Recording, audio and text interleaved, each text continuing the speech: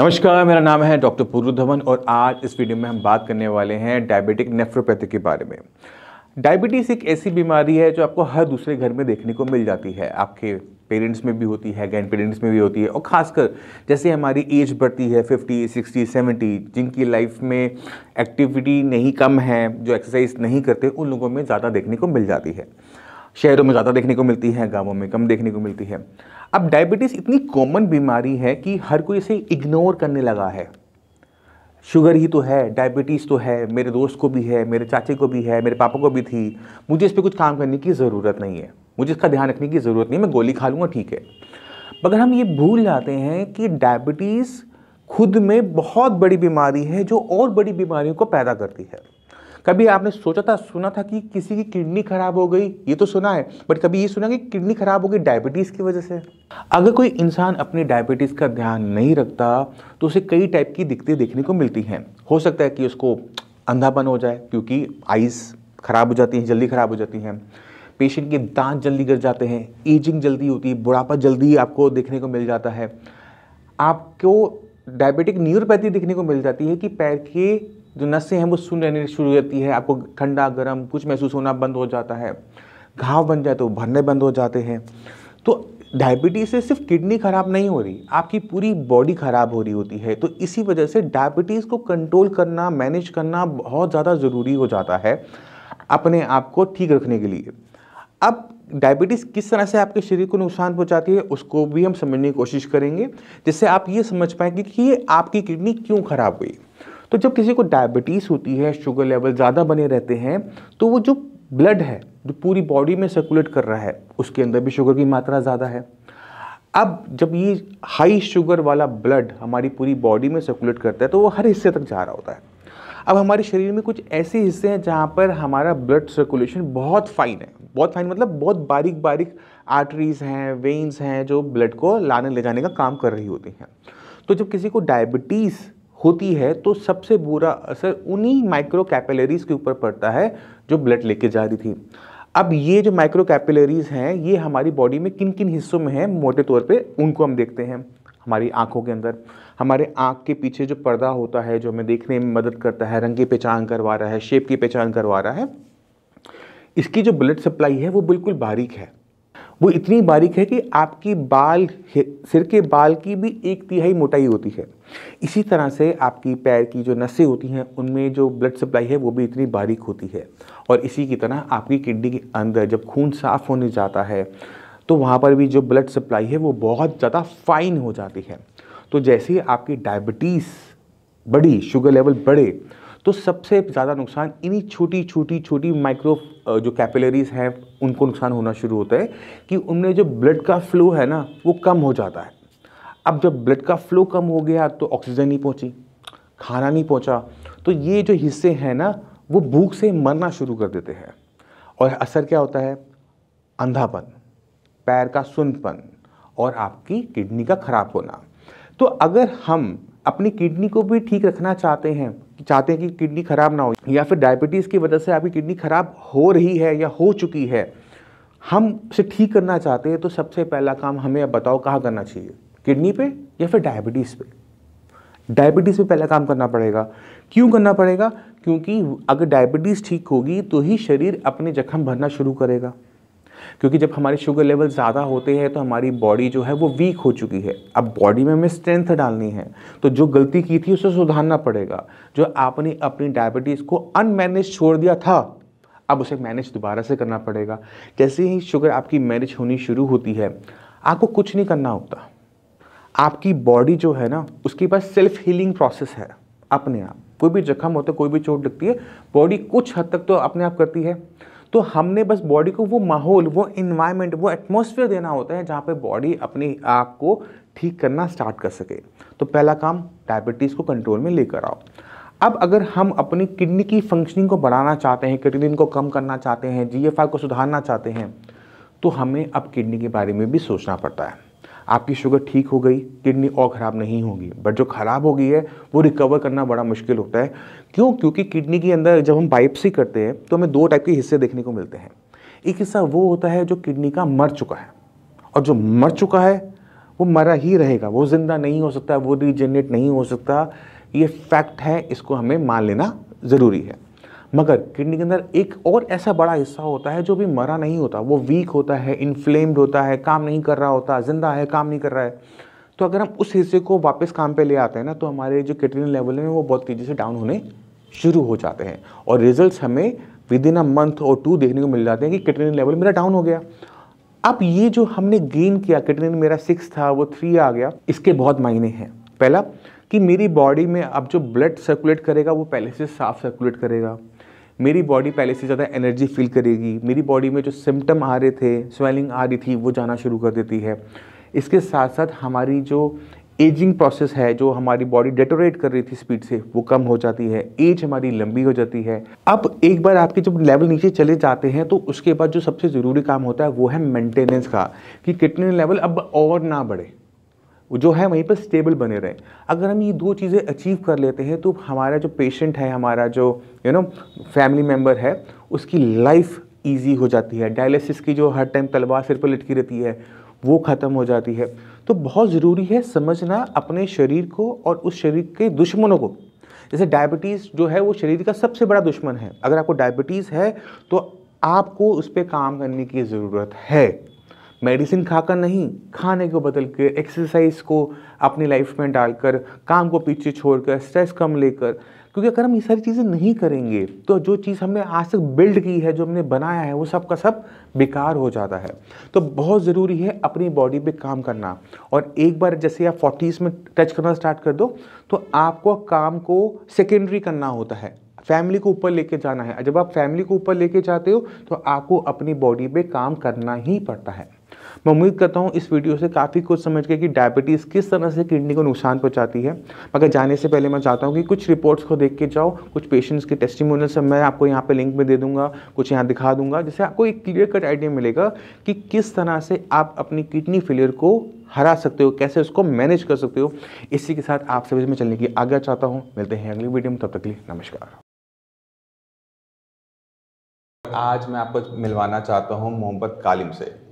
मोहम्मद कालिम, आपको किडनी की दिक्कत कब शुरू हुई थी?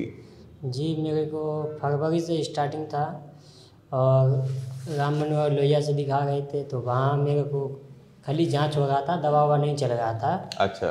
फिर मैं बिहार चला गया, फिर बिहार से ट्रीटमेंट चालू किया, 1-2 महीना चला, फिर उससे ज़्यादा हो गया। तो फरवरी में आपका लेवल कितना था? 4.5 था। 4.5 था जी। और फिर आपकी जब RML में ट्रीटमेंट लिया तो लेवल आपके बढ़ रहे थे, घट रहे थे? 9.49 था। 9.49 पहुंच गया था जी। तो धीरे बढ़ते हुए फरवरी से लेकर नवंबर तक बढ़ता चला गया? जी, नवंबर तक बढ़ता चला गया। अच्छा, तो डॉक्टर ने कुछ बताया था कि किडनी क्यों खराब हो रही है? सिर्फ चेकअप हो रहा था, 2 से 2.5 महीना मेरा चेकअप हो रहा, उससे मुझे कोई फर्क नहीं पड़ा, तो मैं गांव भेजा। कुछ तो दवाई दी होगी साथ में? कुछ भी दवाई नहीं चला, कुछ भी नहीं दिया? RML में कुछ भी दवाई नहीं दिया, सिर्फ टेस्ट होता रहा। फिर मैं पटना के डॉक्टर को दिखाया, वहाँ जा कर के कुछ दवाई दिए तो कुछ कंट्रोल हुआ, तो ये चला गया। फिर कि कंट्रोल हो गया तो फिर मैं जा रहा हूँ कमाने के लिए, घर पे बैठा कुछ नहीं होगा।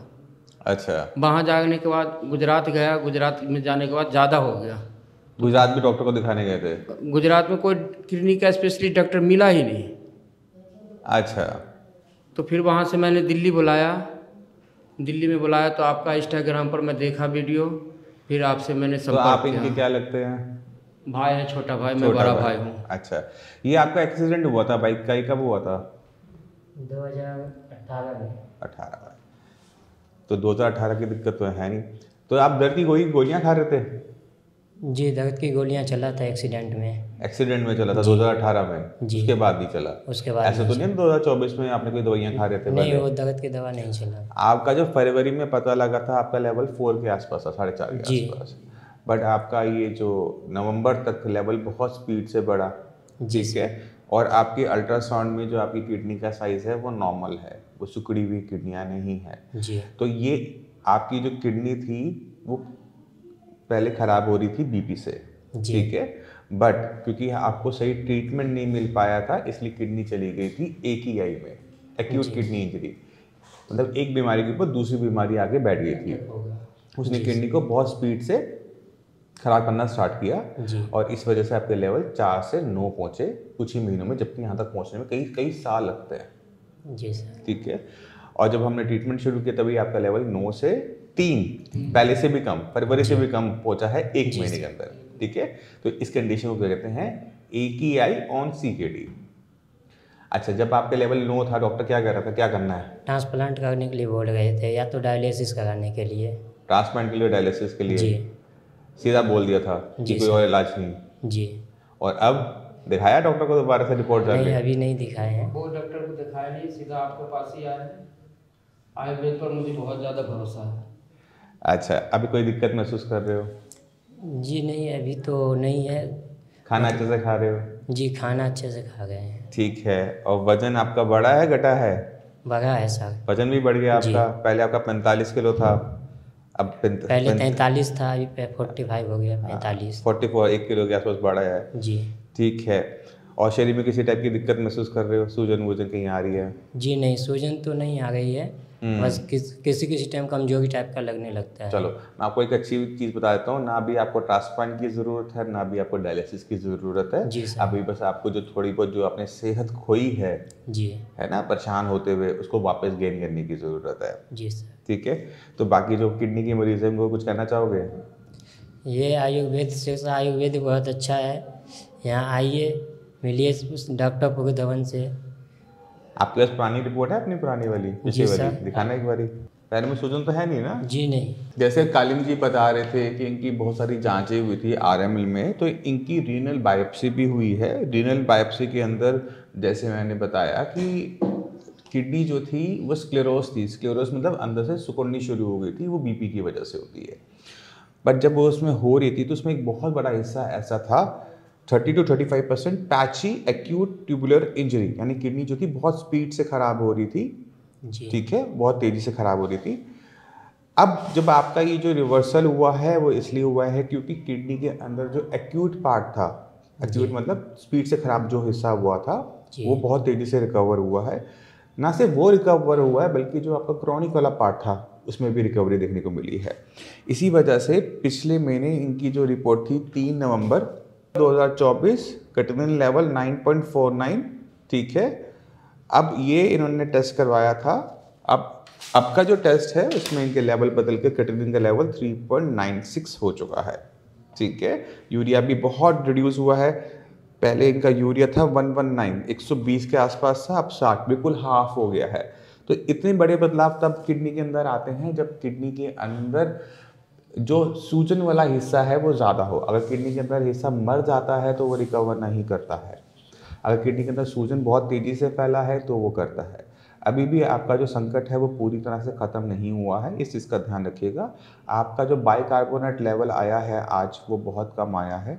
ठीक है। और इसी वजह से जो किडनी थी वो AKI के अंदर भी शायद थी, तेज़ी से ख़राब हो रही थी। तो आपने ध्यान रखना है कि कुछ भी खट्टा नहीं खाना है, संतरा, मौसमी, आम, इन सब से बच के रहना। और आपको एक गोली देते हैं हम सोडा की, खून का तेजाब को बुझाने वाली। जी उसकी मात्रा मैं बढ़ा रहा हूँ जिससे आपका जो ब्लड है वो नॉर्मल की तरह हो जाए और किडनी को जो नुकसान ये पहुँचा है वो और भी रिकवर हो जाए। ठीक है। तो आने वाले टाइम में पता लगेगा कि किडनी कितना रिकवर कर सकती है, क्योंकि किडनी के अंदर जो अभी मरा हुआ हिस्सा आ रहा है वो जिंदा नहीं होगा, बट और हिस्सा ना मरे इसका हम कर सकते हैं। ठीक है। तो अभी ना डायलिसिस करवाना पड़ेगा ना ट्रांसप्लांट लंबे टाइम तक। खुश हो? जी सर। अब तो खुश हो ना? जी सर। ठीक है। चलो अब अपना करो, अपना खाओ पियो, जो काम करना है काम सर, करो। खाने में क्या क्या खाना है? अब आप क्या खाना चाहते हो? सुबह उठ के पराठे लो, गाजर मूली प्याज गोभी का, आलू का छोड़ के किसी भी सब्जी का सूखा पराठा ले लो। जी सर। ठीक है। ऊपर हल्का थोड़ा बहुत अगर सफ़ेद मक्खन रखना है या मलाई रखनी है, घी रखना है, वो रख सकते हो, बट तवे पे नहीं लगेगा। ठीक है। रोटी सब्जी जो अपनी आपको दे रखी है पूरी खाओ, चावल खाने चावल खाओ, मना नहीं है, नॉन वेज पूरा बंद रहेगा। जी सर। और चाय कॉफ़ी का सेवन बिल्कुल भी नहीं करोगे। जी सर, वो तो नहीं। ठीक है। और ये जो खाने पीने पे जो परहेज है वो पूरे जीवन काल के लिए है। जी सर। जिंदा रहना है तो फिर हाँ, अगर आपको अपनी सेहत को ठीक बनाए रखना है तो खाने पीने का जो छोटा मोटा परहेज हमने दे रखा है, खट्टी चीज़ों से परहेज और चाय कॉफ़ी से परहेज, ये पूरी ज़िंदगी चलेगा। दूध लो, कोई दिक्कत नहीं है। चाय पत्ती किसी भी फॉर्म में नहीं लोगे, ना ब्लैक टी लेनी है, ना आपने ग्रीन टी लेनी है, ना दूध वाली चाय लेनी है, कोई चाय नहीं लेनी। जी सर। ठीक है, इसको करो। और अभी 1 महीना हुआ ट्रीटमेंट लेते हुए, उम्मीद करते हैं कि आने वाले 1-2 महीने में और हमारा बढ़िया सुधार हो जाएगा, फिर आपसे दोबारा मिलेंगे। ठीक है। जी ठीक है।